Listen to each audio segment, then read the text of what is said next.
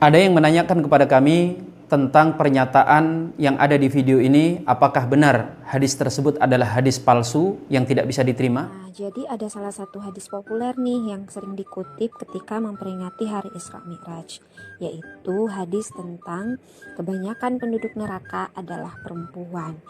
Padahal kedudukan hadis tersebut tidak cukup valid loh. Beberapa ulama hadis juga menolaknya dikarenakan ada perawi yang dianggap tidak kredibel di dalam merawikan hadis. 8 penjelasan atas apa yang dinyatakan dalam video tersebut. Yang pertama, hadis ini disepakati kesahihannya. Disebutkan dalam Sahih Bukhari, Sahih Muslim, dan juga disebutkan dalam kitab-kitab hadis yang lainnya termasuk Musnad Imam Ahmad. Maka menyatakan hadis ini palsu adalah sengawur-ngawurnya pernyataan. Tidak ada satupun ulama hadis yang mendhaifkan hadis ini, apalagi sampai menganggap sebagai hadis yang palsu. Yang kedua, hadis tersebut bukanlah bentuk diskriminasi ajaran Islam terhadap kaum wanita. Namun ia adalah sebagai pengingat. Banyak sekali diksi-diksi hadis dengan model seperti itu.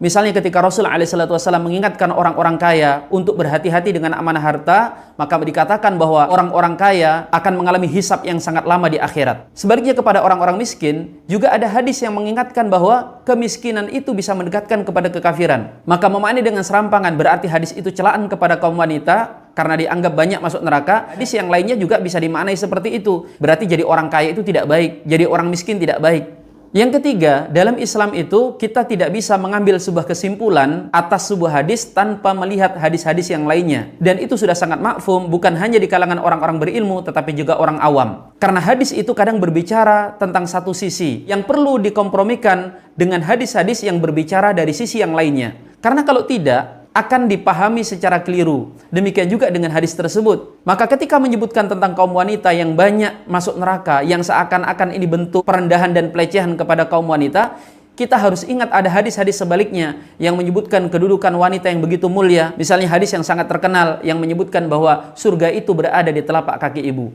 Yang keempat, hadis menyebut bahwa kaum wanita itu paling banyak menghuni neraka, sama dengan kalimat misalnya, yang banyak ada di bengkel itu adalah motor dengan merek Honda. Itu tidak menunjukkan kalau motor Honda itu lebih jelek daripada merek motor yang lain. Maka tentu motor yang banyak digunakan, dia juga yang akan banyak masuk ke bengkel. Sama misalnya ada rumah sakit di Yogyakarta, kemudian dikatakan 60% penghuni rumah sakit ini adalah orang-orang Jawa. Data ini tidak langsung menjadi bukti bahwa orang Jawa itu penyakitan. Kenapa? Karena memang di tempat tersebut mayoritasnya penghuninya adalah orang-orang Jawa. Maka sebagian ulama menjelaskan penyebutan ini karena memang secara jumlah kaum wanita itu lebih banyak daripada kaum laki-laki. Yang kelima, hadis tersebut adalah untuk memotivasi amal, bukan untuk memvonis. Buktinya adalah Rasul ketika menyebutkan kaum wanita banyak menghuni neraka, beliau kemudian mengkaitkan dengan sedekah. Kalian hendaknya memperbanyak sedekah. Dan gaya bertutur seperti ini banyak digunakan oleh Rasul SAW dalam banyak hadis-hadisnya. Karena Rasul SAW ketika memotivasi amal umatnya, beliau terkadang menggunakan rangsangan berupa pujian, sanjungan, tetapi terkadang Rasul menggunakan ancaman dan peringatan. Maka hadis ini adalah termasuk jenis peringatan Rasul SAW agar kaum wanita memperbanyak sedekah agar mereka tidak banyak menghuni neraka. Adapun poin ke-6, ke-7, dan ke-8 insya Allah akan kita bahas di video selanjutnya.